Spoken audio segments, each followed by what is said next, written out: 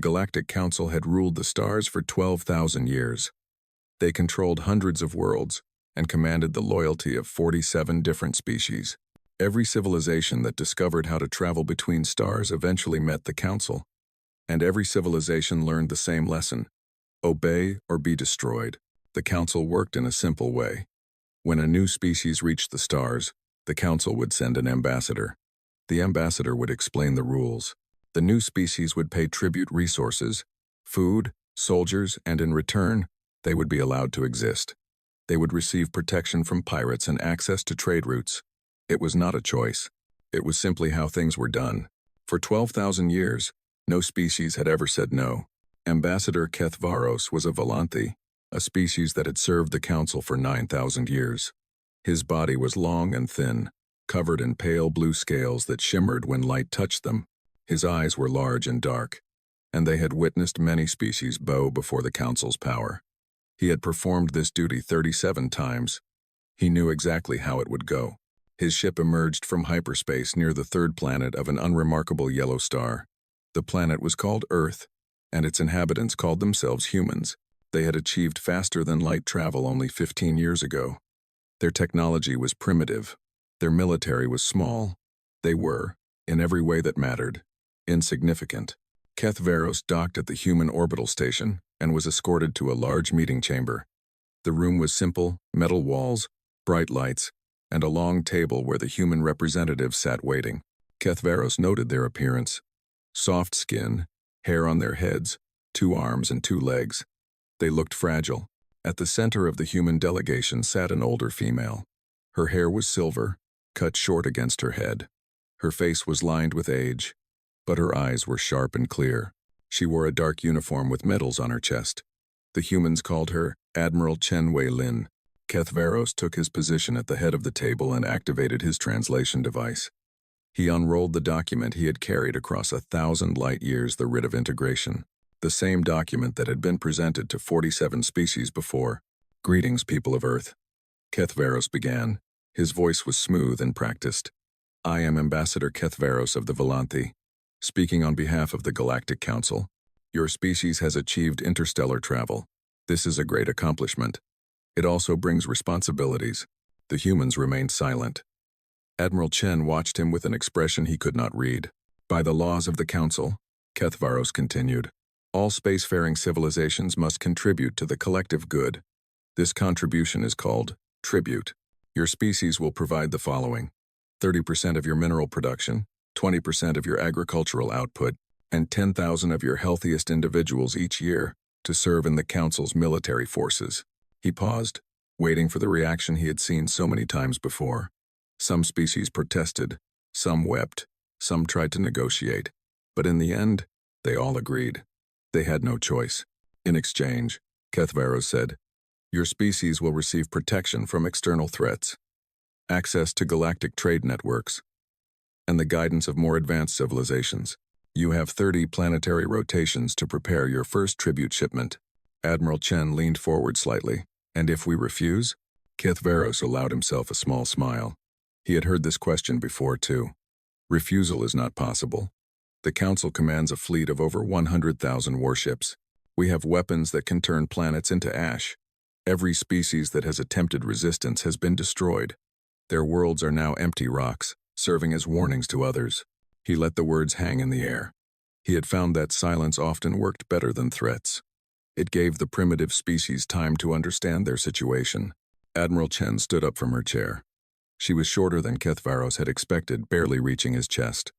She walked slowly around the table until she stood directly in front of him. Her hands were clasped behind her back. Her expression had not changed. "Ambassador," she said, "I want to make sure I understand correctly. You are demanding that we give you our resources, our food, and our people. You are threatening to destroy us if we refuse. Is that accurate?" "That is accurate," Kethvaros replied, "though I would not use the word demanding. The Council is offering you a place in galactic civilization. The tribute is simply the cost of membership." "I see." Admiral Chen nodded slowly. "And, in 12,000 years, no species has ever refused?" "None that still exist." The Admiral turned and looked at her fellow humans. Something passed between them, a silent communication that Kethvaros could not interpret. Then she turned back to face him. No. Kethvaros waited for her to continue.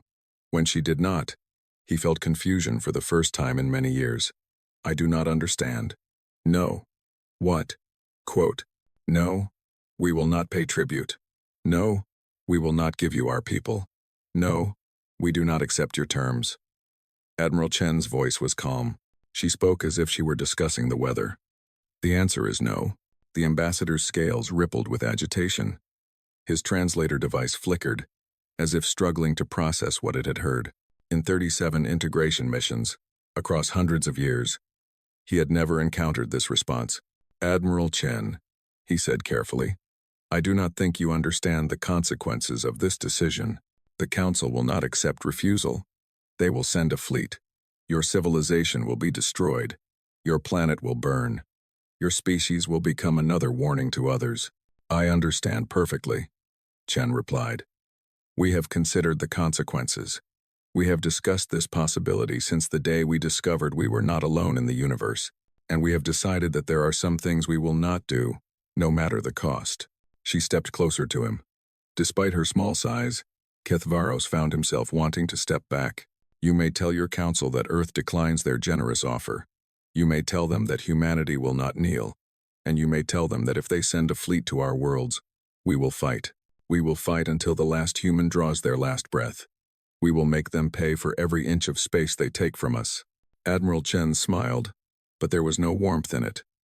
We are a stubborn species, Ambassador. We do not surrender. We do not submit. And we do not pay tribute to anyone. Kethvaros stared at her for a long moment. Then, without another word, he rolled up the writ of integration and walked out of the chamber. His ship departed Earth's orbit within the hour. As he traveled back to Council space, he composed his report. He kept it brief and factual, but in the back of his mind, a strange thought kept returning. When Admiral Chen had spoken of fighting to the last breath, she had not seemed afraid. She had seemed certain. The Council chamber on Thesser Prime was the oldest building in the known galaxy. Its walls were made of black stone that absorbed light. Its ceiling stretched so high that it disappeared into darkness. Holographic projectors displayed the symbols of all 47 tribute species in a great circle around the room. At the center, on raised platforms of polished metal, sat the 5 hierarchs, the rulers of the council. High Hierarch Morveth was the eldest. His body was made of living crystal, grown over 15,000 years. Light bent strangely when it passed through him, creating rainbows that danced across the chamber floor. He had led the council for 3,000 years, and he had never known failure. Beside him sat Hierarch Yeneth of the Skyri, her body a mass of floating silver spheres that moved in constant patterns. There was Hierarch Drossok of the Venth, a massive creature of stone and fire, Hierarch Palith of the Morin, who appeared as nothing more than a shadow with glowing eyes, and Hierarch Tessoth of the Valanthi, the same species as Ambassador Kethvaros. Today, they had gathered to discuss something that had not happened in 8,000 years. A species had refused tribute. Read the report again, Morveth commanded, his crystalline voice echoing through the chamber. A younger Valanthi stepped forward. His name was Thessos, and he served as a military analyst for the council. His hands trembled slightly as he activated the holographic display. Ambassador Kethvaros made contact with the human species as scheduled. He presented the writ of integration and explained the terms of tribute. The human representative, a military officer named Chen Wei Lin, refused. Refused, Morveth repeated.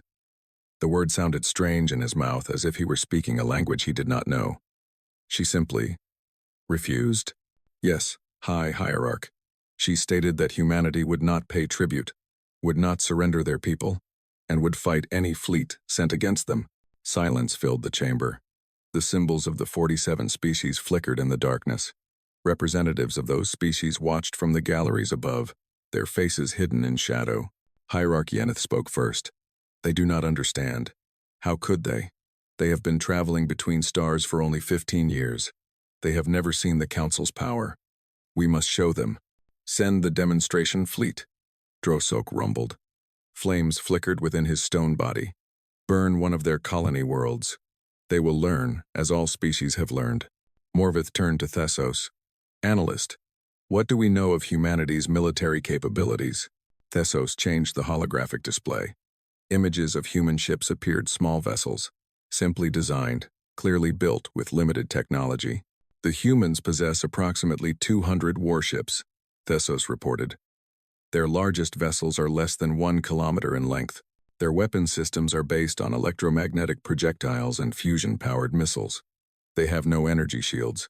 Their faster-than-light engines are slow and inefficient. He paused. By any standard measure, they pose no military threat to the Council. Then this matter is simple, Hierarch Paleth said from within his shadow form. The demonstration fleet will show them the error of their choice. One world will burn. The rest will submit. It has always been this way. But Thessos did not step back. His scales had gone pale, a sign of anxiety in his species. High Hierarchs, he said carefully. There is something in the data that concerns me. Morveth's crystalline eyes focused on him. Speak. I have analyzed humanity's industrial output, their factories, their mining operations, their construction capacity. Thessos pulled up new data on the display. According to our observations, they produce 17 times more material than their apparent needs require. The chamber fell silent again. 17 times, Thessos continued. They build more ships than they show us. They mine more metal than they use. They construct facilities that our sensors cannot locate. He looked up at the hierarchs. I believe they have been preparing for this moment. I believe they knew we would come. Hierarch Tessoth leaned forward. As a Valanthi, he understood his species' attention to detail. You are suggesting that this small, primitive civilization has been secretly building a military force? I am suggesting it is possible, Hierarch. The numbers do not make sense otherwise. Morveth considered this for a long moment. The light within his crystal body pulsed slowly as he thought. Finally, he spoke. Analyst Thessos, your concern is noted, but consider the facts. Humanity has existed as a spacefaring species for 15 years. We have ruled this region of the galaxy for 12,000 years. Even if they have hidden ships, even if they have prepared for war, what could they possibly build in 15 years that would threaten us? Thessos had no answer. The demonstration fleet will depart within 3 cycles, Morveth declared. 800 warships. More than enough to remind these humans of their place in the universe. The decision was made. The hierarchs departed to their private chambers. The representatives of the tribute species returned to their worlds, carrying news of humanity's defiance and the punishment that would follow. But Thessos remained in the empty chamber, staring at the numbers on his display. 17 times their apparent need. The data haunted him. In his experience, species did not waste resources. Every civilization he had studied used what it produced. There was always a purpose behind production. So what were the humans building? He thought about Admiral Chen Wei-Lin, about the way Ambassador Keth Varos had described her. She had not seemed afraid, the ambassador had written. She had seemed certain. Certain of what? Thessos was young for his position. He had never questioned the Council's decisions before. But as he walked through the ancient corridors of Thessar Prime, he could not shake the feeling that something was wrong. The Council saw a primitive species that did not understand its situation. They saw a simple problem with a simple solution. But Thessos saw something else. He saw a species that had looked at the galaxy's greatest power and said no. Not in anger, not in panic, but with calm, deliberate certainty. In his experience, that kind of certainty came from only one source: preparation. The demonstration fleet would launch in 3 cycles. 800 of the Council's warships would descend on human space. They would expect fear. They would expect surrender. Thessos wondered what they would actually find. Fleet Commander Orax had served the Council for 200 years. He had burned worlds. He had crushed rebellions. He had watched species kneel before him and beg for mercy. In all that time, the demonstration fleet had never failed. 800 warships dropped out of hyperspace above New Helsinki, a human colony world on the edge of their territory. The planet was green and blue, covered in forests and oceans. Sensors showed 3 cities on the surface, home to roughly 4 million humans. Orax studied the planet from the bridge of his flagship, a massive vessel called the Judgment. The ship was 5 kilometers long, bristling with weapons that could crack a planet's crust. Beside it floated 799 other ships. each one capable of destroying entire fleets. Open a channel to the surface, Orax commanded. His communications officer obeyed. A moment later, Orax's voice was broadcasting across the entire planet. People of New Helsinki, I am Fleet Commander Orax of the Galactic Council. Your leaders have refused to pay tribute. This was a mistake. In 12 hours, I will destroy your largest city as punishment. You may evacuate if you wish. After the demonstration, your leaders will reconsider their decision. He ended the transmission and leaned back in his command chair. This was the part he enjoyed the waiting. Below, the humans would be running in panic. They would be loading their families into transports. They would be cursing their leaders for bringing this upon them. And when one city burned, the rest would surrender. They always did. Commander. His sensor officer's voice was strange. I am detecting ships approaching our position. Orax did not move. Human ships? Yes, Commander. Approximately 200 vessels. 200 against 800. Orax almost laughed. Let them come. They will see their fleet destroyed before their city burns. It will make the lesson clearer. But the sensor officer did not respond. His fingers were moving rapidly across his console. His face had gone pale. Commander, the count is increasing. 300 ships. 500. 800. His voice cracked. 1,000. 2,000. Commander, they are still coming. Orax stood from his chair. Show me. The main view screen changed to show the space beyond the fleet. At first, Orax saw nothing but stars. Then, one by one, the stars began to move. Ships were emerging from the darkness, ships that had been running silent, hidden against the black of space. They came from every direction. Frigates and destroyers, cruisers and battleships, carriers that were larger than anything in the Council's fleet. They had been waiting here, invisible and patient, for this exact moment. 3,000 ships, the sensor officer reported, his voice barely a whisper. 5,000. 7,000. Commander, I have never seen so many vessels in one place. Orax gripped the railing in front of him. His mind struggled to understand what he was seeing. The humans were supposed to have 200 ships. Where had these come from? A transmission came through. Admiral Chen Wei-Lin's face appeared on the view screen. She looked exactly as Ambassador Keth Veros had described her, small, silver-haired, with eyes that showed no fear. Fleet Commander Orax, she said calmly. Your ships have entered sovereign human space without permission. You have 1 hour to withdraw. Orax found his voice. This is impossible. Our intelligence showed 200 ships. Our sensors found no hidden shipyards. Where did you build these vessels? Chen smiled slightly. Commander, when we first detected signals from other civilizations, we did not know what we would find. Would they be friendly? Would they be hostile? We did not know. So we prepared for the worst. The view screen showed tactical data now. The human fleet numbered over 9,000 ships. They surrounded the demonstration fleet on all sides. Escape routes had been cut off. For 15 years, Chen continued, we built ships in places you would never think to look. In asteroid fields, inside hollowed moons, in the deep space between stars, where your sensors do not reach. We built factories underground on worlds you thought were empty. We trained crews in simulators while your ambassadors thought we were primitive. Orax's tactical officer was shouting numbers. Commander, their weapons are powered. They have targeting locks on all our vessels. You made a mistake, Chen said. You looked at us and saw a young species. You saw our small fleet and assumed that was all we had. You never considered that we might be hiding our true strength. She paused. You never considered that we might be smarter than you. The human ships were closing in now. Orax could see them clearly on the view screen, sleek, deadly designs that bore no resemblance to the primitive vessels the Council had observed. We do not want war, Chen said. We want to be left alone. Take your fleet and leave our space. Return to your council and tell them what you saw here. Tell them that humanity will not pay tribute. Tell them that if they send another fleet, we will destroy it as well. Orax looked at his tactical display. His 800 ships were surrounded by 9,000. His weapons were powerful, but not powerful enough. If he fought, he would lose. If he lost, the Council would lose 800 warships. It would be the greatest military defeat in 8,000 years. Fleet Commander, Chen said. You have 50 minutes remaining. I suggest you use them wisely.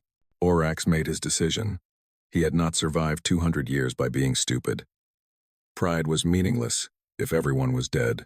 All ships, he commanded. Prepare to withdraw. Set course for Council space. As the demonstration fleet powered up their engines, Orax took one last look at the human armada. 9,000 ships, built in secret, hidden from the most advanced sensors in the galaxy. The Council had underestimated humanity. They had looked at this small, young species and seen weakness. They had not considered that weakness might be a disguise. As his flagship jumped into hyperspace, Orax realized something that made his blood run cold. The humans had known this day would come. They had prepared for years. They had built a fleet capable of destroying the Council's forces, and yet they had let him go. They could have wiped out the demonstration fleet. They could have sent a message written in fire and debris. But instead, they had offered mercy. Orax did not know whether to feel relieved or terrified, because mercy was a choice. And choices could change. If the Council attacked again, the humans might not be so generous. The news of the demonstration fleet's retreat spread across the galaxy like wildfire. On every tribute world, in every slave camp, in every factory where workers toiled to meet Council demands, the story was whispered. A species had said no.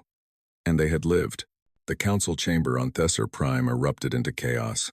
High Hierarch Morveth's crystalline body flickered with furious light as he listened to Fleet Commander Orax's report. 800 ships had fled from a species that was supposed to be primitive. The greatest military force in the known galaxy had turned and run. This is unacceptable, Morveth declared. We will not be humiliated by these humans. We will gather every fleet, every ship, every weapon we possess. We will crush them so completely that their name will be erased from history. The order went out across Council space. Ships were called back from patrol routes. Reserve fleets were activated. Weapons that had not been used in thousands of years were brought out of storage. Within 30 days, the largest military force ever assembled gathered at the edge of human territory. 12,000 warships. The full might of the Galactic Council. Admiral Chen received the reports from her scouts and nodded slowly. They are coming with everything they have. She stood on the bridge of her flagship, the Defiance, at the edge of Earth's solar system.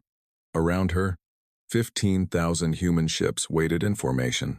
They had built more vessels in the month since the first confrontation. Factories had worked without rest. Every human who could fly a ship or fire a weapon had been trained. But Chen knew that numbers alone would not win this battle. The Council had 12,000 ships. Humanity had 15,000. It would be a bloody fight. And even if humanity won, the cost would be terrible. Admiral, her communications officer said, we have an incoming transmission. It is not from the Council fleet. Chen frowned. Where is it coming from? Unknown. The signal is originating from deep space, far beyond our sensor range. Put it through. The view screen flickered. A face appeared, but it was not human, and it was not any species Chen recognized. The creature had 4 eyes arranged in a diamond pattern. Its skin was dark red, covered in fine scales. When it spoke, its voice was translated into English by some technology Chen could not identify. Admiral Chen Lin of Earth, we have watched your defiance with great interest. We are the Keth, and we have waited a very long time for this moment. Chen kept her face neutral. I don't know your species. How do you know us? We know you because we were you, once. The Keth's 4 eyes blinked in sequence. 8,000 years ago, the Council came to our homeworld. They demanded tribute.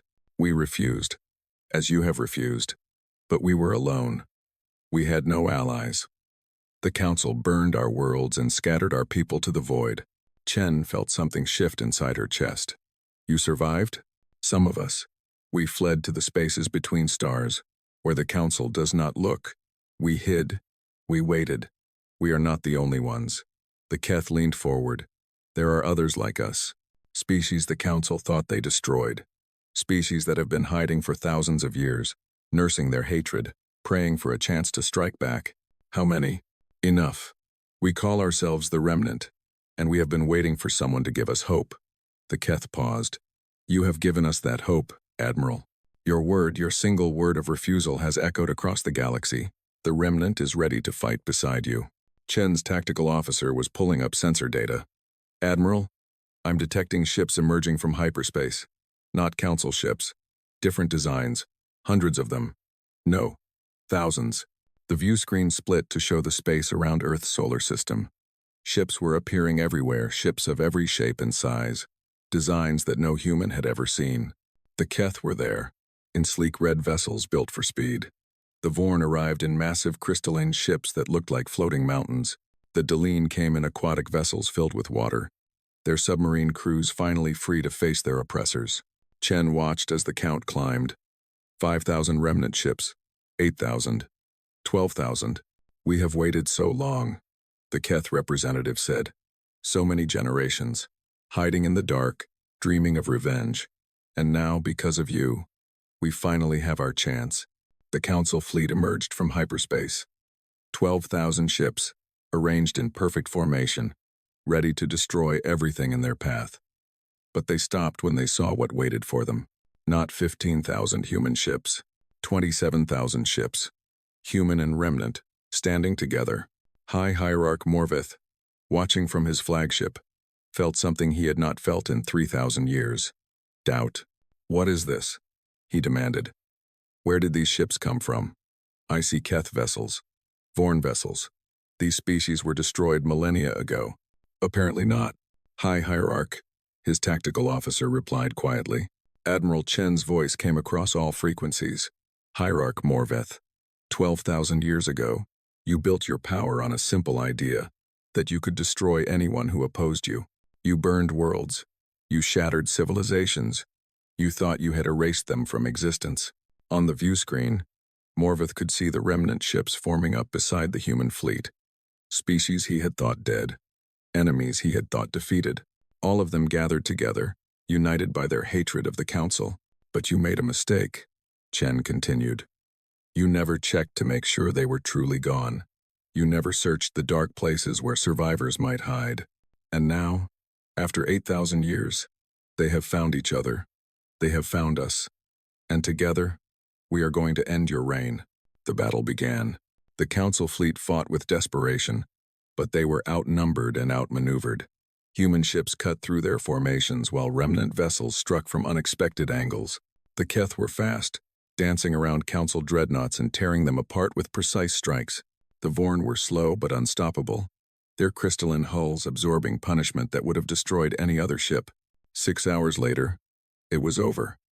Half the Council fleet had been destroyed. The other half had fled, scattering across the galaxy in broken formations. Morveth stood on the bridge of his damaged flagship, watching as human and remnant ships surrounded him. He had ruled for 3,000 years. He had commanded the greatest military force in the galaxy, and now he had lost everything. Chen's face appeared on his view screen one final time. Go home, she said. Tell whoever is left that the old order is finished. Tell them that the tribute species are free, and tell them that if the Council ever threatens another world again, we will come for you. Not to demand tribute, not to conquer, but to destroy you completely. The High Hierarch did not respond. There was nothing left to say. As his flagship limped away into hyperspace, Morveth looked back at the fleet that had defeated him. Humans and remnants, side by side. Species that should have been enemies, united by a common cause. He had thought the Council was eternal. He had thought their power could never be challenged. He had been wrong. The galaxy changed in the weeks that followed. On Thesser Prime, the ancient Council chamber sat empty. The 5 hierarchs had fled to unknown space, their power shattered. The symbols of the 47 tribute species still flickered in the darkness. But now they meant something different. They were no longer marks of submission. They were reminders of what had been and what would never be again. Admiral Chen Wei-Lin stood before a camera on her flagship. The transmission would be broadcast to every world in the known galaxy, every species that had lived under the Council's rule, every civilization that had paid tribute for generations. Her uniform was torn. Her face was tired. The battle had cost humanity dearly. Thousands of ships had been lost. Millions of people had died. But they had won. Against all odds, against 12,000 years of history, they had won. To all species who are receiving this message, Chen began, the Galactic Council has fallen. Their fleets are scattered. Their leaders have fled. The old order is finished. Across 1,000 worlds, beings of every shape and size gathered around screens and speakers to hear her words. Species that had paid tribute for millennia. Species that had forgotten what freedom meant. Species that had accepted their chains because they believed there was no other choice. I want to be clear about what happens now, Chen continued. Humanity does not claim the Council's throne. We do not demand tribute from anyone. We do not want your resources or your people or your loyalty. We fought this war for one reason, the right to say no. And that right belongs to everyone. On the Valanthe homeworld, young analyst Thesos watched the transmission from his family's home. He had been right about the humans. He had seen the truth in their numbers, the 17 times excess production that everyone else had ignored. And now he watched as that truth reshaped the galaxy. The Council ruled through fear, Chen said. They told you that resistance was impossible. They told you that you had to submit or die. They made you believe that you were weak, that you needed their protection, that you could not survive alone. She leaned forward, her eyes looking directly into the camera as if she could see every viewer across the stars. They were wrong. Every species is capable of more than they believe. Every civilization can choose its own path. The Council's greatest weapon was not their fleets or their technology. It was the lie that you had no choice. On worlds across the former Council space, beings looked at each other with new eyes. For so long, they had accepted tribute as simply the way things were. They had sent their resources, their crops, their children, to serve masters they had never chosen. They had believed they were helpless, but if the humans could resist, perhaps they could too. We offer no empire in place of the old one, Chen said. We offer only an alliance, a partnership of free species, working together by choice rather than by force. We will share technology. We will share knowledge. We will protect each other not because anyone demands it, but because it is right. Behind her, the view screen showed representatives of the remnant species. The Keth, who had hidden for 8,000 years. The Vorn, whose crystal ships had finally emerged from the darkness. The Deline, swimming in their water-filled vessels. And others dozens of species that the Council had tried to destroy, now standing in the light once more. I know this is frightening, Chen admitted. Change is always frightening. You have lived under the Council's rule for generations.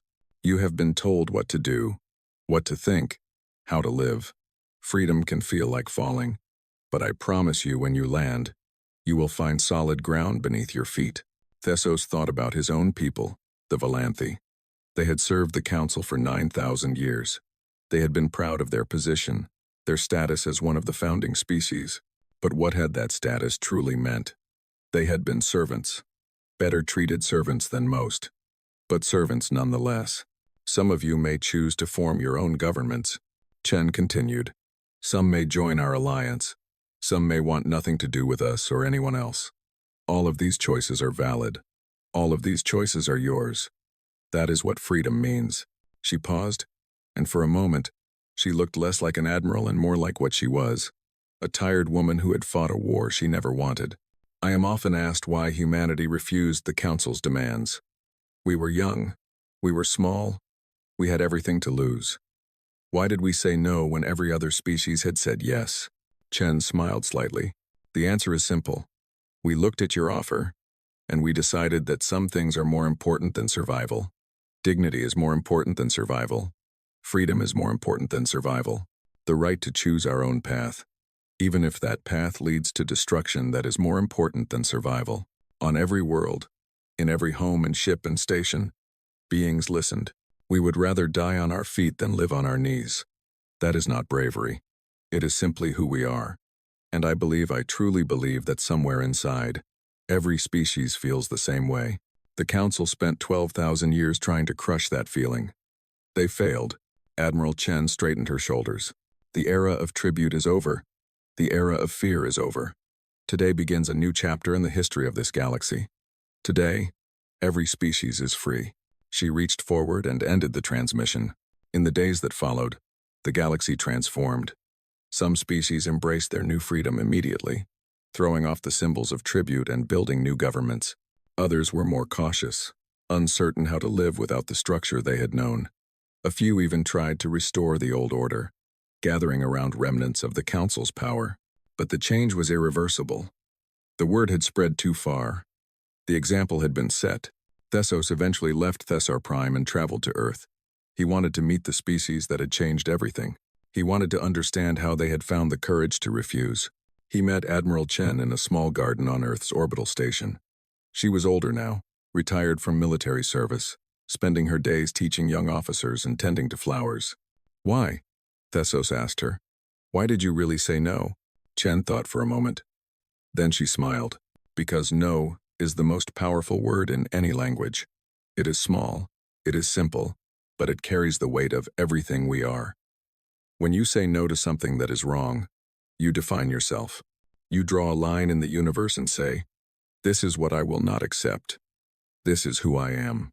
She looked up at the stars visible through the station's windows. The Council believed that power came from force, from weapons and threats and fear. But real power comes from choice. When you choose who you want to be, when you refuse to let anyone else make that choice for you, that is when you become truly powerful.